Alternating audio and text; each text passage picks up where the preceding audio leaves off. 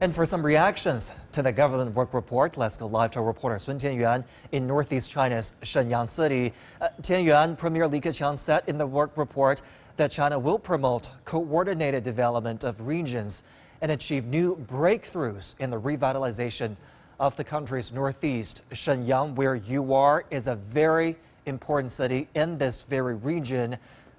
Talk to us about how locals are responding to this proposal, to the very idea of coordinated regional development.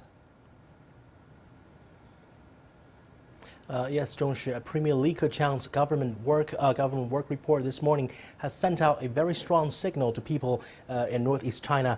The premier listed several regional development targets in China's 14th five-year plan, and one of them is to, quote, push the vitalization of northeast China to achieve new breakthroughs.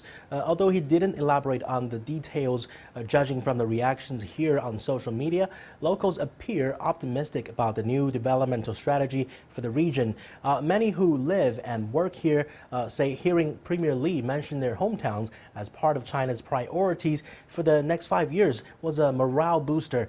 Some say they look forward to the government's move to break economic stagnation and the old industrial base. So for those who don't know, in the early decades of the People's Republic of China, the Northeast was the center of Chinese industry, and in the first ever five-year plan, heavy industry was a national priority, and the Northeast has all the sources of energy you need to industrialize, from petroleum and coal to mineral deposits and timber.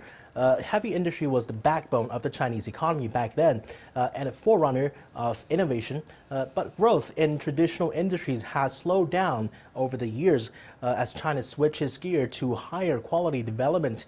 So a recent study showed the number of permanent residents in northeast China declined by over 420,000 in 2019. Among them, a large number of young talents who've decided to leave their hometowns and seek better job opportunities and higher salaries elsewhere. The hope now is that officials focusing on northeast China will put an end to the region's population decline, but there are also concerns and a lack of confidence about a strategy. Some people around my age say they haven't seen solid progress made since the initiative was first introduced nearly 20 years ago when they were still at primary school. So instead of hearing officials talk, they want to see more actions being taken, and they say vitalizing the region will require concrete policies, measures, and incentives that a state council can properly and fully implement in local bureaus. So one day, northeast China can restore its former vigor and glory. Back to you, Zhongshi.